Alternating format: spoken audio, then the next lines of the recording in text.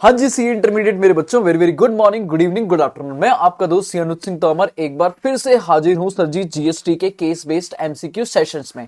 ठीक है, हमारा बूस्टर सेशन चल रहा था जिसमें हमने पहली वीडियो में सिर्फ जीएसटी के कुछ एमसीक्यू डायरेक्ट क्वेश्चंस करे। फिर दूसरे सेशन में हमने कहीं ना कहीं केस बेस्ड स्टडी क्वेश्चंस करे जिसमें मैंने 10 केस कराए थे और आज हम बाकी के 8 केस निपटाने वाले हैं। क्लियर है? तो बिना देरी के साथ में मैं आपके साथ वो 8 केस कवर करूंगा और ध्यान से देखना, इनमें से कई एग्जाम में डिट्टो छप चुके हैं, तो प्लीज ध्यान से पढ़ना। ये बहुत ही इंपॉर्टेंट होने वाले हैं आपके आने वाले जनवरी 2025 के एग्जाम के लिए। इन 18 में से मैं कहता हूं आपको एक या दो एग्जाम में नजर आ जाएंगे। Very very important. और सर, अगर आपने अभी तक चैनल को सब्सक्राइब नहीं किया या इससे पुरानी वीडियोस को नहीं देखा है तो पहले जाके उनको कवर कर लेना, फटाक से जल्दी से रिवाइज कर लेना। मैं ज्यादा टाइम वेस्ट करूंगा नहीं आपका, मैं सीधे काम की बात करता हूं। तो सीधी सी बात करूंगा कि सर आप पुरानी वीडियोस में अपना काम कर लेना और अभी मेरे साथ यहां पे जुड़ जाओ। क्लियर है?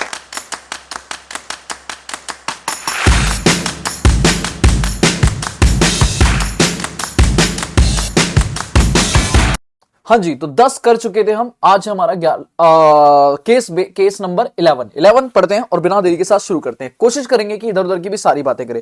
सर शुरुआत करते हैं। Miss Neha is engaged in the supply of service. ठीक है सर, पेन चेंज करो पहले तो,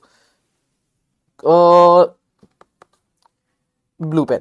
ठीक है, कह रहा है engage in supply of service है, ऑलरेडी रजिस्टर्ड है, उन्होंने ऑप्ट किया था कंपोजिशन स्कीम सर्विस के लिए सेक्शन 2 में, और उनकी टर्नओवर क्वार्टर में कितनी है? 12 लाख। मतलब अभी तक टर्नओवर 50 लाख के आसपास नहीं पहुंची है, तो उन्हें कोई कंपोजिशन से बाहर होने का खतरा नहीं दिख रहा है। ठीक है, नॉर्मल। आगे चलते हैं। कह रहा है उनकी एग्रीगेट टर्नओवर क्रॉस हो गई 50 लाख कब? जुलाई में। ओ माई गॉड सर जी, जुलाई में उनकी टर्नओवर 50 लाख से एक्सीड हो चुकी है। दैट मींस अब उन्हें अपनी नॉर्मल स्कीम में आना पड़ेगा, वो अब कंपोजिशन स्कीम्स के लिए एलिजिबल नहीं है। आगे चलते हैं। और उन्होंने सर जी कंपोजिशन से बाहर हुआ और उन्होंने कहा अब जब बाहर हो ही गए हैं तो क्यों ना गुड्स में भी हाथ लगाया जाए। तो सर अब वो सप्लाई कर रहे हैं सर्विस के साथ साथ गुड्स की भी। आगे चलते हैं। कह उन्होंने गुड्स ऑर्डर दिया है ब्रीथ वेल एलएलपी को। क्या डिटेल है? कह रहा है बेस प्राइस प्रोडक्ट का 53,000 है, फ्रेट 12,000 है, पैकिंग चार्जेस 5,000 है, 2,000 का डिस्काउंट है, बट डिस्काउंट पे लिखा है नॉट इंक्लूडेड इन इनवॉइस। ये इनवॉइस में इंक्लूड नहीं है। और क्यों इंक्लूड नहीं है? क्योंकि इसका कोई भी एग्रीमेंट उस टाइम पे नहीं था। तो हमारे पास ये एग्जिस्टिंग कंडीशन याद है। देखो डिस्काउंट में क्या होता है, डिस्काउंट माइनस हो जाएगा। मैं थोड़ा प्रोविजन भी याद दिला देता हूं। डिस्काउंट माइनस हो सकता है, बट डिस्काउंट की 3 कंडीशन होती है। पहली कंडीशन होती है कि अगर डिस्काउंट इमीडिएटली दिया जा रहा है तो तुरंत माइनस कर दो, लेकिन अगर पोस्ट सप्लाई डिस्काउंट है तो उसकी पहली कंडीशन एग्जिस्ट होनी चाहिए, दूसरा वो इनवॉइस से लिंक हो जाए, और तीसरा सामने वाला उसका आईटीसी जो है वो प्रोपोर्शनेटली कम कर दे, रिवर्स कर दे। तो यहां पर देखो पहली ही कंडीशन पिट गई कि वो एग्जिस्ट ही नहीं कर रहा था at the time of supply, तो हेंस उसका डिडक्शन अलाउ नहीं होगा। मतलब मेरे लिए 4th पॉइंट तो बेकार है। ठीक है, ऊपर से अगर वो पूछता है गुड्स की वैल्यू, तो बेटा गुड्स की वैल्यू में एक तो उसका बेस प्राइस आएगा और पैकिंग चार्जेस आएंगे, फ्रेट नहीं आएगा क्योंकि फ्रेट सर्विस है, तो वो अलग से उसकी टैक्सेबल होगा। फ्रेट का अलग से 18% फ्रेट चार्जेस पे लगेगा, लेकिन गुड्स की वैल्यू जो मानी जाएगी वो 53 और 5 58,000 की वैल्यू आएगी गुड्स की। ध्यान रखना, जब भी फ्रेट दिया होगा तो फ्रेट अगर इंक्लूड है और उसका प्राइस अलग से नहीं पता तो आप उसे इंक्लूड मानोगे, लेकिन अगर वो अलग से प्राइस बता रहा है तो फ्रेट पे अलग से टैक्स लगाओगे, उसे इसमें इंक्लूड नहीं करोगे। आगे चलते। कह रहा है sir for the supply breath limited को जो उन्होंने करी, उन्होंने हाफ अमाउंट द एडवांस में 22 जुलाई को दे दिया था। बाकी हमने गुड्स डिस्पैच किए फैक्ट्री से 25 जुलाई को, 28 तारीख को डिलीवर हुआ, 30 तारीख को इनवॉइस बना और बाकी पेमेंट फिर 30 तारीख को आई। ठीक है, चलो आगे देखते हैं। कह रहा 25 इनवॉइस हमने जीएसटी में करे थे, हमें वेरियस सप्लायर से मिला था जिसमें से 1.5 लाख का आईटीसी था जुलाई मंथ का, लेकिन जब हम जीएसटी 3 भी फाइल किया तो 20 अगस्त को, तो हमारे को पता चला कि सिर्फ 20 इनवॉइस 1 लाख के अपलोड करें सप्लायर ने, मतलब 1.5 लाख में से अभी 1 लाख के इनवॉइस शो कर रहे हैं, बाकी शो नहीं कर रहे हैं। ठीक है, आगे चलते हैं। कह रहा है 3 बंदों को हमने सामान बेचा था, एक अनरजिस्टर्ड है, एक रजिस्टर्ड है, अनरजिस्टर्ड है, एक का 150 है, एक का 110 है और एक का 250, और किन्हीं ने भी टैक्स इनवॉइस नहीं मांगा। तो देखो टैक्स इनवॉइस की हमें एग्जेम्पशन मिल सकती है, हम कंसोलिडेट बना सकते हैं, बट प्रोवाइडेड 3 कंडीशन। पहली, सामने वाला अनरजिस्टर्ड होना चाहिए, दूसरा वैल्यू 200 से कम होनी चाहिए, और तीसरा वो डिमांड ना करे। तो ये वाला कंडीशन तो किट गई, ये वाली कंडीशन तो किट गई क्योंकि वो रजिस्टर्ड है और दूसरे में 200 से ज्यादा है। सिर्फ ये वाले केस में आप टैक्स इनवॉइस के बिना भी काम चला सकते हो। अच्छा, यहां पर देखना सर यहाँ पे 1.5 लाख का इनवॉइस है, आपको 1 लाख ही शो हो रहा है, तो आईटीसी कितना मिलेगा? 1.5 लाख 1 लाख। देखो पहले कुछ प्रोविजन होते थे, बट अभी रिसेंटली अमेंडेड प्रोविजन के हिसाब से मैं जो क्लियर आंसर करूं वो ये है कि जितना आपको शो हो रहा है सिर्फ उतना ही आईटीसी मिलेगा, ना 1 रुपए ज्यादा ना 1 रुपए कम। दैट इज आपको 1 लाख रुपए का ही आईटीसी मिलने वाला है, ठीक है। और यहाँ पे वो ना पक्की बात है, टाइम ऑफ सप्लाई के ऊपर डिस्कशन मारेगा। तो टाइम ऑफ सप्लाई के ऊपर बात करूं तो टाइम ऑफ सप्लाई देखो पॉइंट ये है कि सर गुड्स के केस में payment date is not relevant. Goods के केस में payment date is not relevant, जो इंपॉर्टेंट है वो है invoice date. But invoice date पे दो बातें आती हैं। सेक्शन 31 कहता है इनवॉइस डेट का जो है वो है एक्चुअल इनवॉइस डेट और last date of invoice whichever is earlier.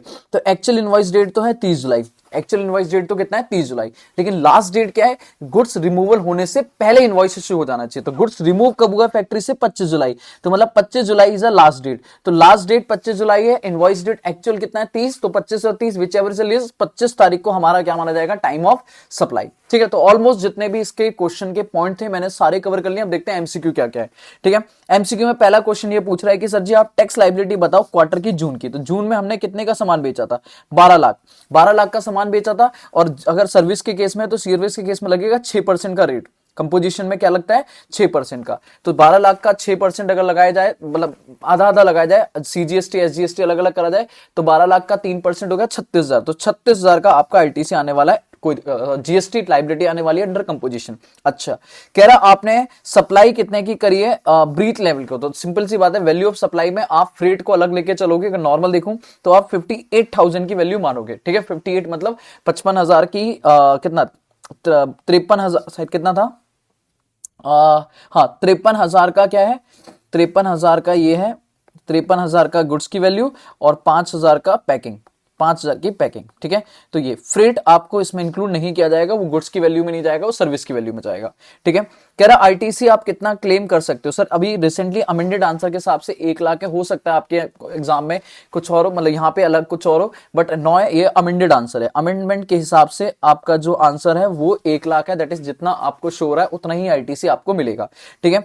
Time of supply क्या रहेगा? मेरे को पता था टाइम ऑफ सप्लाई पूछेगा। टाइम ऑफ सप्लाई अगर आपका गुड्स का केस है तो payment date is not relevant, advance पे जीएसटी नहीं लगेगा, आपका इनवॉइस डेट इज रेलिवेंट। लेकिन इनवॉइस डेट में भी दो पॉइंट है कि इनवॉइस जो एक्चुअल इनवॉइस है या लास्ट डे ऑफ इनवॉइस। और as per section 31 last day invoice क्या है कि अगर फैक्ट्री मूवमेंट है तो रिमूवल से पहले रिमूवल तक, फैक्ट्री के रिमूवल तक इनवॉइस इशू हो जाना चाहिए। तो आपको 25 तारीख तक इनवॉइस हर हालत में इशू कर देना था, जो आपने नहीं किया, तो वही आपका टाइम ऑफ सप्लाई माना जाएगा। और कह रहा है किसके केस में आपको इनवॉइस नहीं इशू करना पड़ेगा? तो देखा जाए तो सिर्फ पवन के केस में। पवन अनरजिस्टर्ड है और उसकी 200 रुपए से वैल्यू कम है, तो पवन के केस में आपको जीएसटी में कोई इनवॉइस, टैक्स इनवॉइस देने की जरूरत नहीं है, ठीक है। तो ये आंसर ठीक है, ये ठीक है, ये वही है, अमेंडमेंट की वजह से गलत हो जाएगा। अब 1 लाख लिखेंगे, 58,000, ठीक है, डन है, कोई दिक्कत नहीं है, खत्म हो गया। पॉइंट 10 11 आ जाओ। कह रहा पूर्वा लॉजिस्टिक एक जीटीए कंपनी है, दैट इज जीटीए है, गुड्स ट्रांसपोर्ट एजेंसी है। कह रहा जीएसटी में रजिस्टर्ड है और इन्होंने 5% टैक्सेबल वाला लिया है, मतलब आईटीसी नहीं ले रहे हैं, ठीक है। तो ध्यान रखना 5% में अगर ये है तो नॉर्मली केस ये बनता है कि सामने वाला अगर नॉन स्पेसिफाइड है तो वो एग्जेम्प्ट हो जाएगा, और अगर स्पेसिफाइड है तो सर आरसीएम लग जाएगा, स्पेसिफाइड है तो आरसीएम लग जाएगा, ठीक है। कह रहा कुणाल है, एक अनरजिस्टर्ड पार्टनरशिप है ना, बस पॉइंट ये, नॉन स्पेसिफाइड में कौन होता है? एक अनरजिस्टर्ड सोल प्रोप्राइटरशिप, ठीक है। तो जीएसटी लगेगा under RCM. Who is not registered, Amar है, सोल प्रोप्राइटर ही है, तो ये तो एग्जेम्प्ट ही हो जाएगा, ये तो एग्जेम्प्ट हो जाएगा।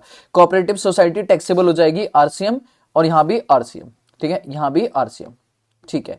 फिर कह रहा है आपको पूर्वा लॉजिस्टिक ट्रांसपोर्टर ने ये 3 चीजें भेजी हैं, डिफेंस, रेलवे और ऑर्गेनिक। तो याद रखो एग्जेम्पशन के अंदर अगर आप 6 प्रोडक्ट भेजते हो, कौन कौन से वो 6 प्रोडक्ट हैं? लाइक आप एग्रीकल्चर प्रोड्यूस भेजते हो, ऑर्गेनिक मैन्योर भेजते हो, रिलीफ मटेरियल भेजते हो, डिफेंस इक्विपमेंट भेजते हो, फूड ग्रेन भेजते हो, तो ये कुछ इक्विपमेंट है, न्यूज़पेपर मैगजीन वगैरह भेजते हो, तो ये कुछ इक्विपमेंट है, चाहे वो रेलवे से भेजो, चाहे वो वेसल से भेजो, चाहे जीटीए भेजे, तीनों ही इन स्पेसिफाइड गुड्स पे जो भाड़ा लगाएगा उसका कोई जीएसटी नहीं भरना, तीनों पे। पुराने टाइम में ना रेलवे इक्विपमेंट को वेसल्स और रेलवे में दे दिया जाता था, बट अभी रेलवे इक्विपमेंट पूरी तरीके से बाहर है, मतलब टैक्सेबल है। तो देखा जाए तो रेलवे को छोड़ के बाकी दोनों पे आप जीएसटी फ्री हो, कोई टैक्सेशन की बात नहीं होगी। पूर्वा लॉजिस्टिक ने कहा है कि अब मैं 12% लूंगा अप्रैल से, और उन्होंने जीटीए सर्विस शुरू कर रहे हैं बामा प्राइवेट लिमिटेड को। अगर वो कंपनी को दे रहे हैं कोई फर्क नहीं पड़ता, उन्हें खुद जीएसटी भरना पड़ेगा। उन्होंने सर्विस दिए 1 अप्रैल को, अच्छा सर्विस दिए 1 अप्रैल को। इनवॉइस इशू क्या है 5, बेटा इनवॉइस जो हो जाना चाहिए वो विद इन 30 डेज हो जाना चाहिए, विद इन 30 डेज जो नहीं हुआ तो ये आपकी जो टाइम ऑफ सप्लाई अगर पूछेगा वो, तो टाइम ऑफ सप्लाई होता है कि अगर invoice within time issue हुआ तो इनवॉइस डेट और पेमेंट डेट इज रेलिवेंट, और अगर invoice within time issue नहीं हुआ तो सर जिस दिन सर्विस दी गई, प्रोविजन ऑफ सर्विस और payment date whichever is earlier, तो मेरे केस में फिर 1 अप्रैल को ही क्या माना जाएगा, टाइम ऑफ सप्लाई। ठीक है, खत्म हो गया क्वेश्चन। देखते हैं क्या क्या पूछा उसने। कह रहा रिवर्स चार्ज में कौन कौन करेगा। रिवर्स चार्ज में सर जी आपके केस में कुणाल और ये करेगा, ये नहीं करेगा, मतलब फर्स्ट और थर्ड। सी आंसर ठीक है। ठीक है, आगे देख लेंगे बाद में। Purva logistic which of the following exempt, exempt कौन सा है, डिफेंस और ऑर्गेनिक मैन्यूअर। रेलवे एग्जेम्प्ट नहीं है, रेलवे एग्जेम्प्ट नहीं है, अगेन फर्स्ट एंड थर्ड। ठीक है, कह रहा टाइम ऑफ सप्लाई कब आएगी इन सर्विस और बामा। बामा को जो करोगे आप वो टाइम ऑफ सप्लाई होनी चाहिए आपके केस में 1 अप्रैल होनी चाहिए, क्योंकि 1 अप्रैल को इनवॉइस इशू हो जाना चाहिए था 30 दिन के अंदर अंदर, अगर नहीं करा तो 1 अप्रैल प्रोविजन को ही मान के चलेंगे। और फिर आगे कह रहा है कि अगर आप कंपनी बन गए हो 12% हो गए तो कंपनी को तो कोई फर्क नहीं पड़ता, सॉरी कंपनी को सर्विस दे रहे हो पर आप तो 12% में आगे, तो 12% में यू आर लाइबल टू पे जीएसटी अंडर फॉरवर्ड चार्ज, मतलब हमें ही पूर्वा को ही टैक्स देना पड़ेगा, पूर्वा को ही देना पड़ेगा। आंसर देख लेते हैं। Of course first and third, first April और पूर्वा। ठीक है, सारे आंसर ठीक है, कोई टेंशन वाली बात नहीं। अच्छा क्वेश्चन है, इंपॉर्टेंट मार्क करके चलना। अगला चलते हैं बेटा मेरे बच्चे, आ जाओ। 13 कह रहा वेदांशी की कंपनी पार्टनरशिप फॉर्म है, engage in the retail trade है। 1 अप्रैल से ये लोग छोटे छोटे ट्रेड चला रहे हैं, ये लाइबल हो गए रजिस्ट्रेशन के लिए 1 अक्टूबर के लिए। इन्होंने अप्लाई किया रजिस्ट्रेशन के लिए 10 अक्टूबर के लिए, और इनके पास सामान पड़ा था फिनिश गुड वगैरह का, कोई दिक्कत वाली बात नहीं है। फॉर्म को रजिस्ट्रेशन मिला है 5 तारीख को। अगर वो बोले इफेक्टिव कब से होगा, तो इफेक्टिव होगा 1 तारीख से। क्यों? क्योंकि उन्होंने विद इन टाइम के अंदर अंदर रजिस्ट्रेशन अप्लाई कर दिया, तो उस केस में आपको इफेक्टिवली 1 तारीख से सारी चीजें मिल जाएंगी। और अगर स्टॉक है तो स्टॉक का कब से डिटेल मिलेगी, 1 तारीख को आप लाइबल होगे तो उससे एक दिन पहले, दैट मींस 30 सितंबर तक जो भी स्टॉक आपके पास है उस स्टॉक का आपको आईटीसी मिल जाएगा। 1 अक्टूबर से तो वैसे ही मिलेगा, तो उससे एक दिन पहले जो क्लोजिंग स्टॉक है वही तो 1 अक्टूबर का ओपनिंग बनेगा ना, तो उस दिन से आपको सारा सामान का आईटीसी मिल जाएगा। कह रहा Vedansh need to transport one consignment to the transporter और फिर then to the consignee।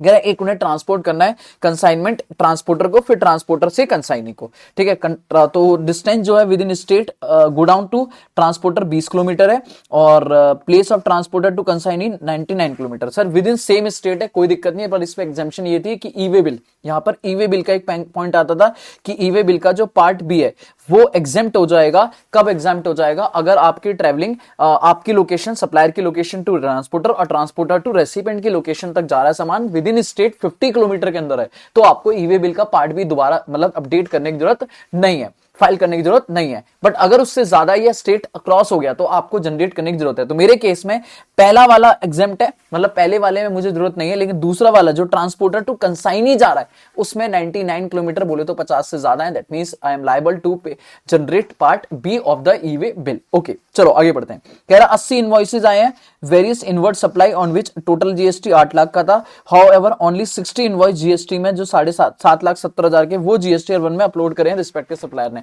तो अगर क्वेश्चन पूछता है कि आपको आईटीसी कितना एलिजिबल होगा, देखो आईटीसी तो पूरा 8 लाख मिलेगा, बट आप अभी कितना ले सकते हो, तो अभी आपको 7,70,000 का ये आईटीसी आप अवेल कर सकते हो। ठीक है, आगे चलते हैं। कह रहा नवंबर की हमने जब फाइलिंग करी है तो हमने ई चालान जनरेट किया 5 दिसंबर को, और मेकिंग अ पेमेंट ऑफ ये। ठीक है, तो नवंबर की फाइलिंग के लिए आपको जो पेमेंट करनी है वो 20 दिसंबर तक करनी है, क्योंकि जीएसटीआर 3B की डिटेल अगले महीने की 20 तारीख तक होती है, तो 20 दिसंबर तक कर सकते हो। आपने 5 करा है, कोई टेंशन वाली बात नहीं है, जल्दी कर दिया, बहुत अच्छी बात है। अब चलो इफेक्टिव डेट क्या है, सीधा सीधा क्वेश्चन निपटाओ। 1 अक्टूबर। सर जी आपको कब तक का स्टॉक जो पड़ा है वो मिल जाएगा, तो 1 अक्टूबर को आप लाइबल हो, तो 1 अक्टूबर से तो नॉर्मल मिलेगा। स्टॉक को आपको चेक करना पड़ेगा 30 सितंबर। ठीक है, कह रहा है पार्ट बी कब नहीं करना पड़ेगा, पार्ट बी आपको transportation of consignment for godown to नहीं फाइल करना पड़ेगा, बिल्कुल ठीक है। ठीक है, कंसाइनमेंट ट्रांसपोर्ट नहीं, ये तो गलत है। ठीक है, इंफॉर्मेशन पार्ट बी नहीं इधर इसमें नो नहीं, ये भी गलत है, और मैंडेटरी दोनों नहीं, ये भी गलत है। तो यही पार्ट ठीक है कि जिसमें ना दोनों जगह फाइल करना, ना दोनों जगह नहीं फाइल करना है, ना वो कह रहा है कि पार्ट बी वहां फाइल करना। पार्ट बी सिर्फ कहां फाइल नहीं करना है, जहां मेरी लोकेशन से लेकर ट्रांसपोर्टर की लोकेशन का 20 किलोमीटर का एरिया है, तो उसमें कोई दिक्कत वाली बात नहीं है। ठीक है, कह रहा आईटीसी कितना क्लेम कर सकते हैं for the month of November. नवंबर में कौन सी वाली खानी थी, नवंबर में ये वाली थी, तो आपका नवंबर में जो आपका 80 इनवॉइसेज आए थे जिसमें से 8 लाख का जीएसटी था, लेकिन 60 ही शो हो रहा है, तो आपको 7,70,000 का आईटीसी मिल जाएगा। यहाँ पे ऑप्शन ही नहीं है, ठीक है, क्योंकि ये पुरानी अमेंडमेंट के हिसाब से, पहले अमेंडमेंट में आपको 100% अलाउ हो जाता था, मैन्युअली भी अलाउ हो जाता था। तो अभी इसका आंसर कितना होगा? 7,70,000, ठीक है, अमेंडेड आंसर। क्या आंसर होगा? अमेंडेड, ठीक है। अगर एग्जाम में अमेंडेड नहीं आता है तो आप 8 लाख पे टिक लगा दोगे कि भैया जितना उतना ही मिल जाए, बात खत्म, ठीक है, हम ले लेंगे। मतलब ये मान के चलेंगे कि ठीक है 30,000 अभी नहीं शो हो रहा, बाद में होगा। पहले क्या होता था ना, मैं बताता हूँ, देखो पहले होता था कि जितना शो हो रहा है उसका 5% एक्स्ट्रा और कर सकते हो, और actual whichever is higher. तो 7,70,000 है, उसका 5% निकालोगे जो भी आएगा, और 8 lakh which ever is lower, मतलब जितना आपको अवेलेबल है उतना, या उससे 5% वो, मतलब विच एवर इज लोअर, मतलब समझ रहे हो। जैसे मान लो 7 लाख होता तो 7 लाख का 5% कितना आता? 35,000। तो 7,35,000 और 8 lakh, which ever is lower 7,35,000। बाकी आप बाद में करो, ठीक है। अभी 7,70,000 प्लस 35 करोगे तो वो 8 लाख से भी ऊपर पहुंच जाएगा। अब उतना थोड़ी ना मिलेगा, क्योंकि आपका मनता ही कितना है 8 लाख, तो 8 लाख मिल जाएगा। बट वो अमेंडेड आंसर है, वो पुराना आंसर है। अभी अमेंडेड के हिसाब से कोई 5% एक्स्ट्रा नहीं, जितना है उतना ही मिलेगा, बात खत्म, उतना ही मिलेगा, दैट्स इट, ठीक है। तो आप ऑफ कोर्स जब ऑप्शंस आएंगे तो इन नए ऑप्शंस आएंगे, कोई दिक्कत वाली बात नहीं है। ई चालान कब तक जनरेट रहेगा? For the payment of November की चालान की पेमेंट की जनरेशन जो आप वैलिड रखोगे, वैसे जिस दिन चालान जनरेट हुआ है, 5 दिसंबर को जनरेट हुआ है ना, तो आपका 15 दिन की वैलिडिटी होती है, 15 डेज की वैलिडिटी होती है, मतलब 20 तारीख तक तो वैसे ही जनरेट वैलिड रहने वाला है, ठीक है, 15 डेज, बस खत्म। तो पॉइंट इज ये है यहां पर, और अगर देखा जाए तो यहां पर काम खत्म, ठीक है। हाँ तो ठीक है, बस खत्म। चलो जी 14 क्वेश्चन पे आते हैं, ठीक है। मेरे बच्चे ध्यान से पढ़ते जाना, अच्छे अच्छे क्वेश्चन हैं, बड़ा मजा आएगा मेरे को कराने में, ठीक है। कह रहा है सेफ बैंक है, एक स्मॉल फाइनेंस बैंक है जो इनकॉर्पोरेट हुआ था अप्रैल, और अभी तक बैंक ने रजिस्ट्रेशन नहीं लगाया, ठीक है। ये बैंकिंग कंपनी की तरह इनकॉर्पोरेट होते, इनको एक सॉफ्टवेयर सपोर्ट सर्विस मिली थी free of cost head office से, यूनाइटेड किंगडम यूके से आपको फ्री ऑफ कॉस्ट ऑफिस अपना रिलेटेड पार्टी से सर्विस मिली थी बिजनेस पर्पस के लिए अप्रैल में। सर जी तो बिजनेस पर्पस के लिए मिली थी, डी तो डीम्ड सप्लाई मानना पड़ेगा, दिस इज डीम्ड सप्लाई। कह रहा उन्होंने प्रोवाइड करा 1 हाई एंड लैपटॉप 50,000 अपने मैनेजिंग डायरेक्टर को गिफ्ट, तो गिफ्ट दिया है 50,000 तक का फाइनेंशियल ईयर में, ये एग्जेम्प्ट हो जाएगा, not a supply, not a supply. फिर कह रहा है 125 ब्रांच इंडिया में खोली हमने अलग अलग, और सिक्योर करने के लिए हमने quick loan service provider LLP direct selling agent रखा हुआ है, ताकि वो हमारा काम करेगा। अब डायरेक्ट सेलिंग एजेंट को एग्जेम्प्ट आरसीएम लग जाता है, पर इंडिविजुअल होना चाहिए, एलएलपी नहीं चलेगा, मतलब यहां पे आरसीएम नहीं लगेगा, वो अपना डायरेक्ट सेलिंग एजेंट अपना टैक्स भरेगा। फिर उन्होंने कहा नीड टू सर्विस रिकवरी करने के लिए उन्होंने एक रिकवरी एजेंट भी रखा है, fast recovery agent pan India. इसमें कोई लिमिट नहीं है कि इंडिविजुअल होना चाहिए, कौन होना चाहिए, तो यहां आरसीएम लग जाएगा। तो उसमें डायरेक्ट सेलिंग एजेंट में आरसीएम नहीं लगेगा, लेकिन नॉर्मल में आरसीएम लग जाएगा। अब उन्होंने क्या क्या सर्विस दी है, देखो बैंक की क्या क्या सर्विस एग्जेम्प्ट होती है, इंटरेस्ट और डिस्काउंट, अगर नॉर्मल इंटरेस्ट और नॉर्मल डिस्काउंट है वो एग्जेम्प्ट है। और तीसरा, अगर आप फॉरेन एक्सचेंज में डील कर रहे हो, और foreign exchange bank to bank या ऑथराइज डीलर टू बैंक या ऑथराइज डीलर टू ऑथराइज, मतलब बी टू बी ट्रांजेक्शन है, तो उसका ट्रांजेक्शन एग्जेम्प्ट हो जाएगी। लेकिन अगर बी टू सी ट्रांजेक्शन है तो वो टैक्सेबल हो जाएगी। Now interest received term loan पे ये एग्जेम्प्ट हो जाएगा, कोई दिक्कत नहीं है। इंटरेस्ट रिसीव्ड है क्रेडिट कार्ड, बेटा क्रेडिट कार्ड पे इंटरेस्ट का मतलब है डिलेड पेमेंट, क्योंकि क्रेडिट कार्ड पे नॉर्मली इंटरेस्ट नहीं लगता, तो ये टैक्सेबल हो जाएगा, ये हमारा टैक्सेबल हो जाएगा। एफडी पे इंटरेस्ट है, ये एग्जेम्प्ट हो जाएगा, नॉर्मल इंटरेस्ट है। कमीशन टैक्सेबल हो जाएगा, डॉक्यूमेंटेशन टैक्सेबल, सिर्फ इंटरेस्ट और डिस्काउंट एग्जेम्प्ट है, बाकी सारी इनकम टैक्सेबल है। Sale of foreign currency bank to authorise dealer, तो ये एग्जेम्प्ट हो जाएगा। तो अगर देखा जाए तो 3 चीजें टैक्सेबल हो जाएंगी, कितनी कितनी, 3, 4 और 4 और 10,45,000, 10,45,000 टैक्सेबल है, और बाकी एग्जेम्प्ट हो जाएगा, ठीक है। खत्म करते हैं, अब देखते हैं। कह रहा है receipt of software support service safe bank from head office is a supply, नहीं डीम्ड सप्लाई मानेंगे, बिल्कुल ठीक है, ठीक है, ये बिल्कुल ठीक है। और laptop is not a supply, ये सप्लाई नहीं है, ठीक है। तो फर्स्ट और फोर्थ पॉइंट ठीक है, फर्स्ट और fourth, this is B point is correct. फिर आते हैं, कह रहा है इसमें से कौन सा रिवर्स चार्ज में जाएगा, तो रिवर्स चार्ज में ये नहीं जाएंगे, ठीक है, सिर्फ फास्ट रिकवरी जाएगा, क्योंकि वही अपना रिकवर है। बेटा क्विक अगर इंडिविजुअल होता डायरेक्ट सेलिंग एजेंट तो वो आरसीएम में चला जाता, ठीक है। एग्जेम्प्ट सप्लाई कितनी है, एग्जेम्प्ट सप्लाई मैंने टैक्सेबल तो निकाल ली थी, टैक्सेबल 10,45,000 है। एग्जेम्प्ट यार इसके अलावा देख लो ना, एग्जेम्प्ट की बात करूं तो 10, 45, 25, 25 और 10 कितनी होगी, 35, 35, 75, और फिर आ गई 15, 60, 15, 60, 5, 7, 6, 13, 5, 5, 10, 11, 3, 4, 5, 51 समथिंग कुछ 35 आ रही है, हाँ 51,35,000, ठीक है। चलो जी 51,35,000, 10, 45 और ठीक है जी, डन, बस खत्म, इतना सा क्वेश्चन था 14, ठीक है। अच्छा क्वेश्चन था, छोटे छोटे क्वेश्चन से। ठीक है, आगे आ जाओ। 15 सर जी ऑलमोस्ट बस खत्म होने वाला है, जल्दी पढ़ो। केबीसी इंश्योरेंस कंपनी, की इंश्योरेंस कंपनी लाइफ और नॉन लाइफ प्रोडक्ट बेचती है कंपनी में, और पास 3 सालों से इनका एडा के अप्रूवल के साथ काम कर रहे हैं। कह रहा है इनके सिक्योर करने के लिए वो बहुत सारे एजेंट रखती है इंडिया में, और ये एजेंट कुछ इंडिविजुअल है, एलएलपी है, प्राइवेट लिमिटेड है, और ये सारे के सारे लाइसेंस है। सर जी इनका एजेंट जो सर्विस मिल रहा है ये आरसीएम में टैक्सेबल हो जाएगा, कोई दिक्कत नहीं, मतलब इन्हीं को टैक्स भरना पड़ेगा। एजेंट सर्विस चाहे कोई भी हो आपको टैक्स भरना पड़ेगा। कह रहा है इन्होंने रेंटिंग ऑफ मोटर व्हीकल अपने एम्प्लॉय के लिए लिया है थ्रू प्राइवेट लिमिटेड है, जिनकी कॉस्ट ऑफ फ्यूल इंक्लूड है कंसीडरेशन चार्जेस में, और ये 5% में लग रहे हैं हम आरटीसी वगैरह। बेटा सिंपल सी बात है, हम लोग ले रहे हैं और वो कंपनी है उनसे हम गाड़ियां ले रहे हैं ताकि हमारे एम्प्लॉइज को दिक्कत ना हो। ठीक है, तो देखते हैं इसकी भी बात क्या करेगा, क्वेश्चन क्या पूछेगा। अब नाउ बोल रहे हैं क्या, देखो प्रधानमंत्री जनधन योजना सर जी एग्जेम्प्ट है, बिल्कुल जी बिल्कुल एग्जेम्प्ट है। ठीक है, आम आदमी बीमा योजना एग्जेम्प्ट है, थोड़ा बहुत आप पढ़ के जाओगे एग्जेम्पशन वगैरह इंश्योरेंस के ऊपर। ठीक है, लाइफ माइक्रो सर जी सम सिक्योर ना 2 लाख तक है, 2 लाख तक तो ठीक है, 2 लाख तक ठीक है, 2 लाख से ऊपर जाएगा तो वो टैक्सेबल हो जाएगा, तो ये टैक्सेबल हो गया, ये टैक्सेबल हो गया। 1 lakh self insurance personal accident और री इंश्योरेंस ग्रुप वुमेन वगैरह का ये भी एग्जेम्प्ट है। ठीक है, बाकी ये फायर एंड स्पेशल पैनल ये कोई पॉलिसी नहीं है बिजनेसेस के लिए, और मनी बैक पॉलिसी ये कोई नहीं, तो ये दोनों ही टैक्सेबल है, ये दोनों ही टैक्सेबल है। आगे पढ़ो। कह रहा है प्रपोजल आया पैंडेमिक इंश्योरेंस आईपीएल मैचेस का फ्रेंचाइजी से कि वो अपने इंश्योरेंस कराना चाहते हैं 250 करोड़ का, जिसका प्रीमियम 50 लाख का। इंपॉर्टेंट क्या है, कंपनी ने पॉलिसी इशू करी है 1 जुलाई को सेम, और 5 अगस्त को इसका इनवॉइस इशू हुआ है, और प्रीमियम 14 अगस्त को हुआ है। चलो जी ठीक है, काम शुरू करते हैं। अब क्वेश्चन पॉइंट, अब इधर देखना, ये वाला पॉइंट में देखना, पता है आपको, पता है इंश्योरेंस कंपनी का अगर मैं टाइम ऑफ सप्लाई निकालूं तो उनको पहले तो पॉइंट उन्होंने सर्विस कब दी है 1 जुलाई। ठीक है, 1 जुलाई को दी है। अब उनका with in time invoice issue हो गया तो भैया इनवॉइस डेट और पेमेंट डेट, और टाइम इशू नहीं हुआ तो जो भी उनकी सर्विस है प्रोविजन ऑफ सर्विस 1 जुलाई और पेमेंट डेट विच एवर जुलाई। अब लेकिन यहां पे दिक्कत ये है कि विद इन टाइम क्या है, तो सेक्शन 31 कहता है कि सर जी आपके नॉर्मल टाइम 30 दिन है, पर बैंकिंग कंपनी इंश्योरेंस कंपनी वगैरह के लिए टेलीकॉम कंपनी के लिए 45 डेज की एक्सेम्पशन है। मतलब इंश्योरेंस कंपनी को 1 जुलाई के बाद सर 45 डेज मिलेंगे इनवॉइस इशू करने के लिए, और उसने 45 बोले तो 15 अगस्त से पहले पहले मतलब 5 अगस्त को इनवॉइस इशू कर दिया, तो भैया 5 अगस्त और 14 अगस्त that means 5 August is the time of supply. बात समझ आ रही है नहीं आ रही सर? उनको 15 अगस्त लास्ट डेट है, उन्होंने पहले इशू कर दिया तो विद इन टाइम इशू हुआ है, तो इनवॉइस डेट और payment date whichever is invoice date. ठीक है, अभी आगे चलते हैं।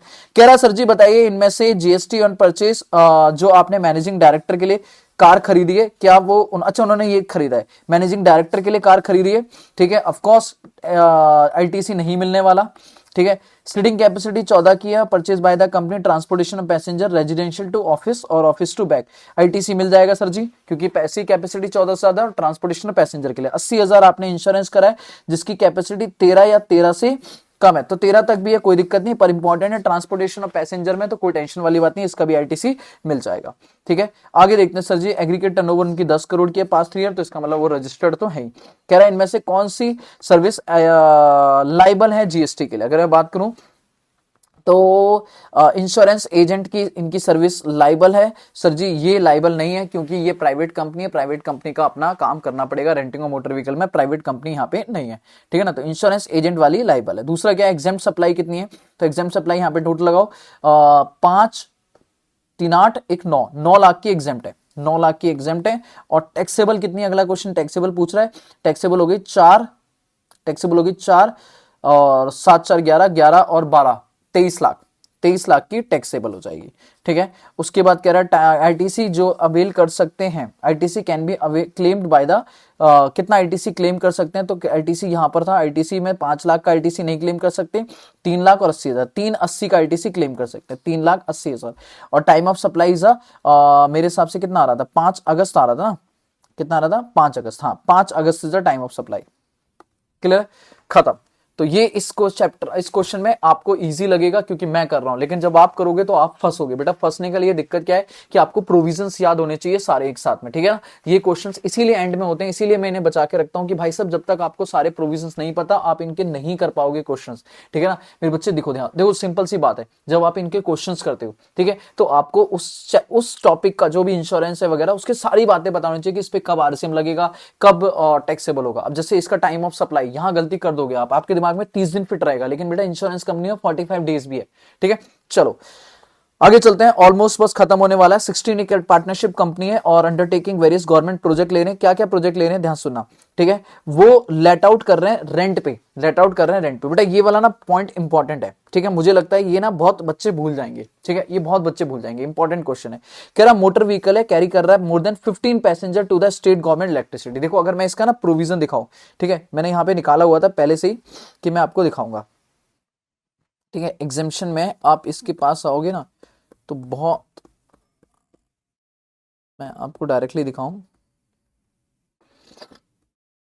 हाँ ये देखो, कह रहा है आप पढ़ना कि आपको यहाँ पे रेंट पे क्या क्या एग्जेम्पशन है। तो देखो एग्जेम्पशन ये है कि आप किसी स्टेट ट्रांसपोर्ट अंडरटेकिंग या लोकल अथॉरिटी को कोई इलेक्ट्रिक व्हीकल दे रहे हो, लेकिन दोनों में कैपेसिटी 12 से ज्यादा होनी चाहिए, ताकि 12 बड़ी बड़ी बस, मतलब बड़ी, छोटी मोटी नहीं, बड़ी चीज आप दे रहे हो। अब ध्यान सुनना कि स्टेट अंडरटेकिंग को क्या दे रहे हो, मोटर व्हीकल कोई भी, लेकिन लोकल अथॉरिटी को इलेक्ट्रिक दे रहे हो, ईवी दे रहे हो, ईवी। अब यहां पे पढ़ो, कह रहा है सर ये ना भूल जाओगे आप, एक मोटर व्हीकल दे रहे हो, कैरी आउट 15 पैसेंजर, मतलब 12 से ज्यादा है, किसको, स्टेट गवर्नमेंट को। तो सर जी बताओ क्या इस पे टैक्स लगेगा? हाँ जी, एग्जेम्प्ट है, यानी बिल्कुल एग्जेम्प्ट है, कोई दिक्कत वाली बात नहीं है, बिल्कुल एग्जेम्प्ट है, ठीक है। इलेक्ट्रिक दे रहे हो 12 से ज्यादा लोकल को, ठीक है, तो आपकी यहां पे एग्जेम्प्ट हो जाएगी, ठीक है। लेकिन अगर मैं इसकी बात करूं इलेक्ट्रिक स्टेट को, तो स्टेट की एग्जेम्पशन नहीं है, स्टेट की एग्जेम्पशन नहीं है, ठीक है। तो ये, और वैसे भी 12 तक है, 12 तक है तो वैसे ही बाहर हो गया, तो ये एग्जाम नहीं है, ठीक है। तो पॉइंटेज दिक्कत नहीं। अच्छा इधर भी, ओ हो शिट शिट शिट, ये भी एग्जाम क्यों होगी मेरे बच्चे, ध्यान सुनो, ये इलेक्ट्रिसिटी डिपार्टमेंट है, कोई अंडरटेकिंग थोड़ी ना, ट्रांसपोर्ट थोड़ी ना। इधर देखो, यहां देखो ना, यहां पे क्या है, स्टेट ट्रांसपोर्ट अंडरटेकिंग, ठीक है। और मैं यहां पे क्या दे रहा हूं, स्टेट गवर्नमेंट को दे रहा हूं, इलेक्ट्रिक डिपार्टमेंट, उनको एग्जाम नहीं है, तो सिर्फ इकलौती एग्जाम है ये। इधर वाली आ जाती है एग्जाम, लेकिन ये 12 तक ही है, 12 तक ही। अगर 12 से ज्यादा होती तो मैं एग्जाम कर देता, बात समझ आ रही? तो एक लौती एग्जाम है कौन सी, सर जो लोकल अथॉरिटी को दी है, क्योंकि वो 12 से ज्यादा है और वो लोकल अथॉरिटी को अलाउ है, ठीक है। आगे चलो, इन्होंने सर्विस ली है, अब वर्क्स कॉन्ट्रैक्ट की। अब देखो यहाँ पे आईटीसी में, वर्क्स कॉन्ट्रैक्ट में आओगे तो वर्क्स कॉन्ट्रैक्ट में लिखा है कि sir ji plant and machinery वगैरह को अगर आप बनाते हो तो उसका आईटीसी आपको मिल जाएगा, लेकिन अगर आप मूल प्रॉपर्टी वगैरह बना रहे हो, अपनी बिल्डिंग बना रहे हो, तो उसका आपको आईटीसी नहीं मिलेगा सर जी, ठीक है। कह रहा है आपने इसका आईटीसी आप भूल जाओ सर जी, ठीक है।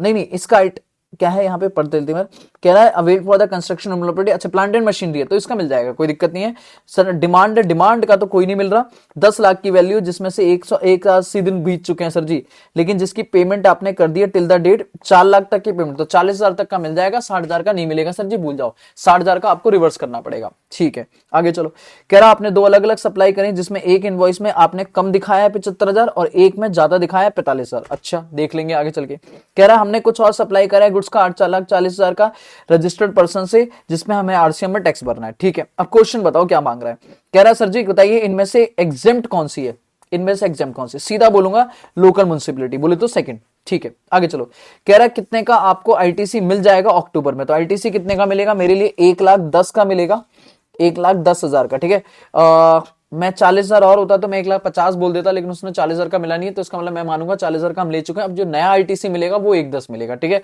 मतलब ये आईटीसी तो हम पहले ही खरीद चुके होंगे ना, 180 दिन पुराना आईटीसी होगा ना, तो ये तो अवेल कर चुके हैं। नवंबर में नया कौन सा आएगा, 1,10,000, ठीक है। और कह रहा है आईटीसी आपको कितना ऐड करना पड़ेगा, 60,000, क्यों, क्योंकि इतने का आपका 180 दिन पूरे हो गए, तो आपने अगर इतने में पेमेंट नहीं करी है तो आपको ये लाइबिलिटी में ऐड करना पड़ेगा। अब ये वाली बात ध्यान ना, 2 इनवॉइस जो थे ना, एक में ध्यान सुनो, देखो 75,000 का आपने कम दिखाया है, यहां पे अगर बोलूं तो 75,000 आपने कम दिखाया है और 45,000 आपने ज्यादा दिखाया है, ठीक है। तो जब आपने सेल करी होगी, तो आपने 75,000 कम दिखाया होगा, मतलब डेटर को कम दिखाया होगा, डेटर को कम, है ना।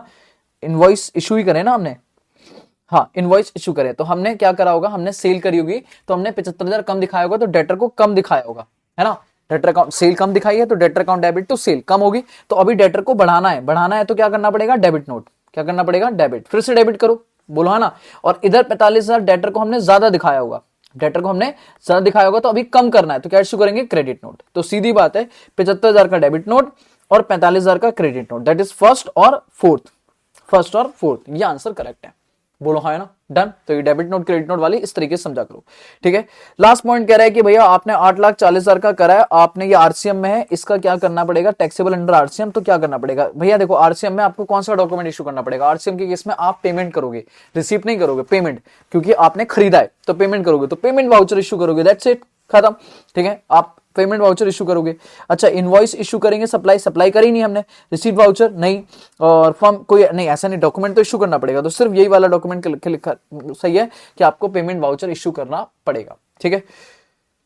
तो डन है मेरे बच्चों, यहां पे इस क्वेश्चन में थोड़ी सी बातें ध्यान से रखना था, बाकी कुछ भी नहीं था इसमें, ठीक है। अब आते हैं ऑलमोस्ट सेकंड लास्ट क्वेश्चन, बेटा एमएम चैरिटेबल ट्रस्ट, ये एग्जाम का क्वेश्चन है, एग्जाम का क्वेश्चन है, बस खत्म मेरे बच्चों, खत्म। कह रहा है सेक्शन 12B में रजिस्टर्ड है, ये ट्रस्ट कंडक्ट कर रहे हैं 3 दिन का योगा कैंप, योगा योगा योगा एग्जाम्प्ट है सर जी, योगा से ही होगा, ठीक है। एडवांसमेंट ऑफ योगा और 75 कुछ भी करो सर जी, एग्जाम्प्ट, पूरा एग्जाम्प्ट, इंटरनेशनल योगा एग्जाम्प्ट, ठीक है। कह रहा है एजुकेशन दे रहे हैं हम, age above 65 in metro cities, बेटा एज एबव रूरल एरिया में होता तो बात भी होता, टैक्सेबल हो जाएगा सर जी, ये टैक्सेबल है, चाहे आप कुछ भी करो ये टैक्सेबल हो जाएगा। कह रहा आपने डोनेशन आई है, एक सुनील सर हैं जिन्होंने आपने डोनेट करा आरओ वाटर, और उस आरओ वाटर पे लिखा है क्या, donated by mister Sunil, advertisement, no taxable, ये टैक्सेबल हो जाएगा, ठीक है। लॉयर है जिसने लिखा है लव ऑल, ओहो वेरी गुड, ये एग्जाम्प्ट हो जाएगा, मतलब उसने अपना कोई भी एडवर्टाइजमेंट नहीं करा है, ठीक है। आगे चलते हैं, कह रहा है 1,75,000 का हमने जीएसटी पे करा है मोटर व्हीकल खरीदने के लिए, नीडी पर्सन के लिए जिसकी सीटिंग कैपेसिटी 13 से ज्यादा है, तो इसका आपको आईटीसी मिल जाएगा सर जी, इसका आईटीसी मिल जाएगा, ठीक है। 13 है तो आपको इसका आईटीसी मिल जाएगा। 2,45,000 का वर्क्स कॉन्ट्रैक्ट है, ठीक है। अच्छा, ठीक है ठीक है ठीक है ठीक है, नहीं इसका ना, एक सेकंड एक सेकंड एक सेकंड बच्चों, एक सेकंड, हाँ जी, चल। इसमें ना पॉइंट ये है कि इन्होंने 13 कैपेसिटी, मुझे डाउट हो रहा था 13 इक्वल रखा है, जबकि लॉ में ना 13 ज्यादा है, मतलब आपको आईटीसी तब मिलेगा जब वो 13 से ज्यादा है, तो यहां इंस्टीट्यूट गेम खेल गया, ठीक है ना।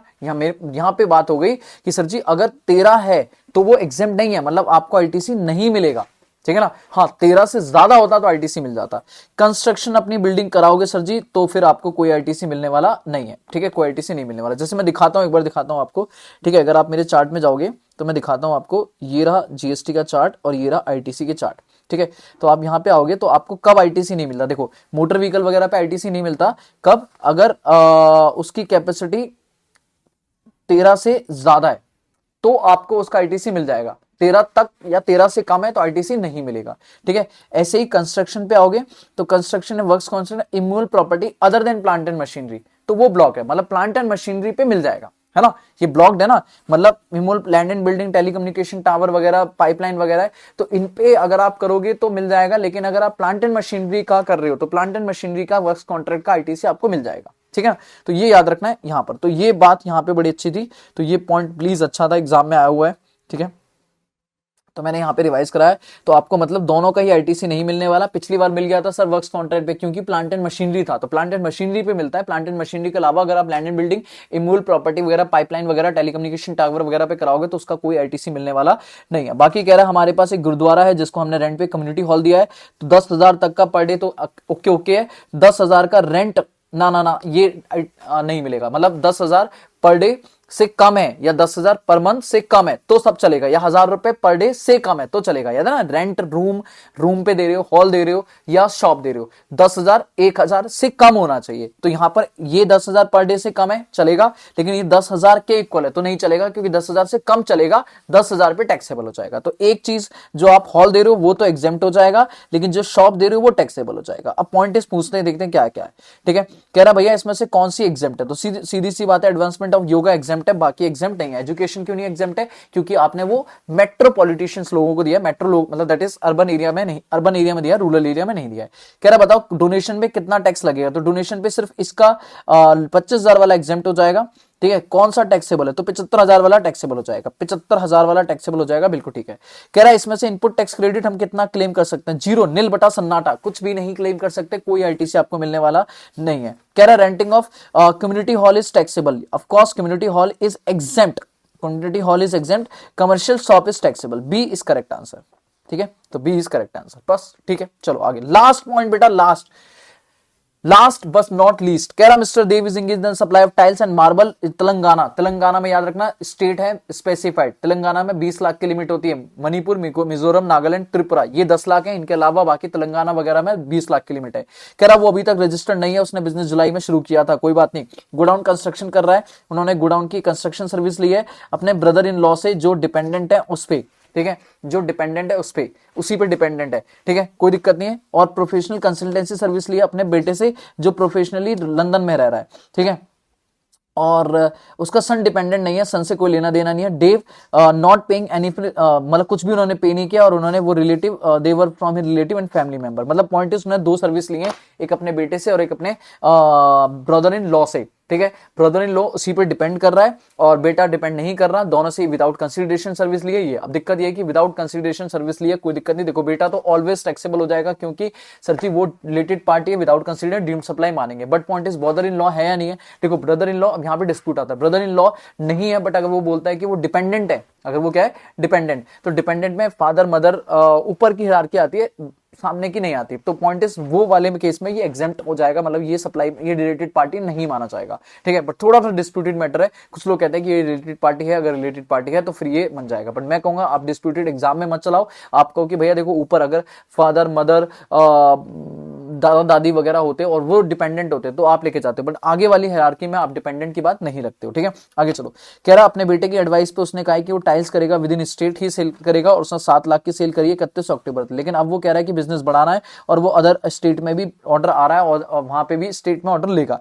During the month of December he receive a consignment tile from Rajasthan through prompt carrier, एक जीटीए है स्टेट ऑफ राजस्थान, उनको एक ऑर्डर आया है, ठीक है, और वो उसको कैरियर के थ्रू भेजेंगे, जो जीटीए वाले हैं जो राजस्थान के ही हैं। गुड डिस्पैच हुआ सप्लायर में कि भैया टू पे बेसिस फ्रेट चार्जेस 50,000 है और जीएसटी 12% है, तो दे paid the invoice amount December itself interested transaction. ये इंटरेस्टेड ट्रांजैक्शन, देखो इंटरेस्टेड ट्रांजैक्शन आप यहाँ पे देखो, यहाँ पे प्लीज ध्यान दो, प्लीज यहीं पढ़ते पढ़ते ध्यान दो। सर जी आपको पूछेगा फ्रेट, आपने फ्रेट पे किया, ठीक है, फ्रेट। अब पॉइंट इज पहले आरसीएम या एफसीएम, ठीक है। अगर मैं कहता कि नॉर्मली अगर बात करूं तो पहले आप ये चेक करोगे जीटीए वाला टैक्स लगाएगा ना भाई, वो सप्लाई दे रहा है, अब वो सप्लाई किसे दे रहा है, ध्रुव को देव को दे रहा है, एक सोल प्रोप्राइटर है, और जो अनरजिस्टर्ड है अब ये आपका क्लिक ही नहीं करेगा, आप बोलोगे सर जी 12% है एफसीएम में टैक्स लगेगा, बट मैं कह रहा हूं सर जी टैक्स ही नहीं लगेगा, मैं कह रहा हूं एग्जेम्प्ट है ये सर्विस। पता है क्यों एग्जेम्प्ट है, क्योंकि सर जी ध्रुव है और ये अनरजिस्टर्ड है अभी तक, तो अगर इस पूरी की बात करूं तो पूरी ये बेकार है, क्यों, क्योंकि ये एग्जेम्प्ट हो जाएगी, तो इसमें ना कोई एफसीएम ना कोई आरसीएम, पूरी एग्जेम्प्ट, सीधी एग्जेम्प्ट, बात समझ आ रही है। तो ये 12% वगैरह खानी सब बेकार है। आगे चलो, कह रहा है डूइंग द जनवरी मंथ में उसने अपनी पहली इंटरस्टेट सप्लाई करी, ओ हो नाचो झूमो दाओ, ठीक है। अब इंटरस्टेट सप्लाई करी उसने 4 जनवरी को, और उसकी टर्नओवर भी इससे पहले 15 लाख थी, तो 15 + 4 19 लाख हो गई सेल। पर पॉइंट इज अगर वो इंटरस्टेट सप्लाई कर रहा है, अगर इंटरस्टेट सप्लाई कर रहा है तो उस केस में उसे रजिस्ट्रेशन तो लेना पड़ेगा, ठीक है। अब वो इंटरेस्ट रेट सप्लाई कर रहा है 4.5 लाख की, ठीक है, और ऑफ कोर्स सर्विस में होता तो उसको 10 लाख 20 लाख की एग्जेम्पशन मिल जाती, बट वो है गुड्स में, तो उसको इंटरेस्ट रेट सप्लाई में immediately liable to take registration, उसको 4 जनवरी को ही लाइबल टू टेक रजिस्ट्रेशन लेना पड़ेगा। 4.5 लाख की सप्लाई है, वो कह रहा है उसने पेमेंट जो करी है वो 28 फरवरी को करी है, जबकि इनवॉइस 25 जनवरी को बन चुका था। अब दिक्कत ध्यान सुनना, गुड्स का केस है, तो गुड्स के केस में आप payment is not relevant invoice date, but invoice date भी एक्चुअल नहीं, एक्चुअल और लास्ट डेट क्या है, लास्ट डेट है जिस दिन सामान फैक्ट्री से निकला, तो सामान फैक्ट्री से कब निकला, कह रहा डिव मेड फर्स्ट इंटरेस्ट 4 जनवरी को। आप ये मान के चलोगे कि उसकी जो सप्लाई हुई है वो 4 जनवरी को हुई है, तो 4 जनवरी को इनवॉइस बन जाना चाहिए था, मतलब रिमूवल 4 जनवरी को था, तो 4 जनवरी को इनवॉइस बन जाना चाहिए था। मैं ये मानते हुए कि उसने 4 जनवरी को ऑर्डर नहीं आया, 4 जनवरी को उसने फर्स्ट सप्लाई करी, मतलब सामान निकाला फैक्ट्री से, तो वहां तक इनवॉइस बन जाना चाहिए था, तो वही आपकी क्या मानी जाएगी, टाइम ऑफ सप्लाई मानी जाएगी। देखते हैं क्या क्या क्वेश्चन ने पूछा है। कह रहा है सर जी देव ने किस इनमें से कौन सी स्टेटमेंट ठीक है, गोडाउन कंस्ट्रक्शन सर्विस जो उसने अपने ब्रदर इन लॉ से लिए फ्री ऑफ कॉस्ट, क्या वो डीम्ड सप्लाई है, नॉर्मली हम नहीं मानेंगे क्योंकि वो रिलेटेड पार्टी नहीं है। प्रोफेशनली जो उसने अपनी सर्विस बेटे से ली है वो डीम्ड सप्लाई है, आंसर इज यस। ठीक है, कह रहा है किस लिमिट तक आपका आएगा 20 लाख। ऑफ कोर्स कोई बात दिक्कत वाली बात नहीं है, अगर रिवर्स अगर वो कोई भी रिवर्स चार्ज में नहीं करता, विद इन स्टेट करता, तो उसकी नॉर्मल लिमिट कितनी है 20 लाख, तेलंगाना की 20 लाख की लिमिट है। ठीक है, टैक्स लाइबिलिटी फ्री पे कैसा जी नील है, क्योंकि वो एग्जेम्प्ट है, सीधी सी बात है, कंफ्यूज होना ही नहीं है। इसमें से कौन सी स्टेटमेंट ठीक है, D liability two month of दिसंबर, क्योंकि इसमें जीटी नहीं होगा क्योंकि वो एग्जेम्प्ट है, तो उसका कोई काम करना ही नहीं है। इफेक्टिव इंट्रास्टेट सप्लाई करी उसने आउटवर्ड सप्लाई गुड्स की, बिल्कुल सही है, यही है। ठीक है, वो टर्नओवर एक्सीड कर गया, नहीं ये बाकी सब बेकार है। ठीक है, टाइम ऑफ सप्लाई कब माना जाएगी 4 जनवरी, क्योंकि वो उसकी रिमूवल डेट थी, उस दिन से आपका इनवॉइस हो जाना चाहिए था। सर जी खत्म हो चुका है यहां पर आपका ये मेरा बूस्टर खत्म, बूस्टर एमसीक्यू बूस्टर खत्म, एमसीक्यू बूस्टर खत्म। ऑलमोस्ट हमने 60 एमसीक्यू करे हैं हमने। ठीक है, वन वर्ड वाले और प्लस 18 केसेस करें, 18 केसेस। सर जी अगर आपने ये सारा कर लिया है तो मेरे हिसाब से आप जीएसटी के एमसीक्यू में दिक्कत नहीं करने वाले, और भी एग्जाम के क्वेश्चन एमसीक्यू कर सकते हो, बट मैंने एक आइडिया दे दिया कि सर जी आपको एमसीक्यूज में कहां से काम करना है। ठीक है मेरे बच्चे, देखो सिंपल सी बात है, अब ये वीडियो खत्म हो चुकी है और ये काम भी खत्म हो चुका है, बस इसको रिवाइज करो और काम टाटा बाय बाय करो। ठीक है, थैंक यू सो मच बच्चों। ठीक है, अगली वीडियो हम जो काम करेंगे उसमें कुछ क्वेश्चंस ऐसे ही केस उठाएंगे और उसमें कुछ क्वेश्चन सॉल्व करा दूंगा मैं। ठीक है सर जी, देखो अभी ये टाइम है कि अभी जितना ज्यादा हो सके प्रैक्टिस करो, जितना ज्यादा हो सके मेरे बच्चे, प्रैक्टिस प्रैक्टिस प्रैक्टिस, और कुछ नहीं। ठीक है, thank you so much, have a good day. Channel को सब्सक्राइब कर देना और शेयर कर देना जितना ज्यादा हो सके। कमेंट करके जरूर बताना मेरे बच्चों, अगर आप एंड तक अभी तक वीडियो देख रहे हो तो कमेंट जरूर करना कि मतलब आपको जो सर स्पेशली जो क्वेश्चंस प्रैक्टिकल करने हैं, अब मैं जो आगे क्वेश्चंस कराने वाला हूं वो मैं सोच रहा हूं कि अब मैं आरटीपीज उठा लेता हूं। ठीक है, आरटीपीज या पास्ट ईयर एग्जाम के जो क्वेश्चंस हैं उनमें से 3-4 आरटीपीज वगैरह उठा के आपको सॉल्व करा देता हूं, तो उसी में बड़े बड़े क्वेश्चंस भी सॉल्व हो जाएंगे। ठीक है, तो बाकी हम लोग मिलते हैं अगली वीडियोस में, और अगर आप कमेंट करके मुझे बता देना बाकी कोई और ऑप्शन आपको लगता है, जीएसटी में कुछ और लगता है कि सर ये वाला भी चीज करा दीजिए, तो मैं वो भी आपको करा दूंगा। थैंक यू सो मच बच्चों, हैव अ गुड डे।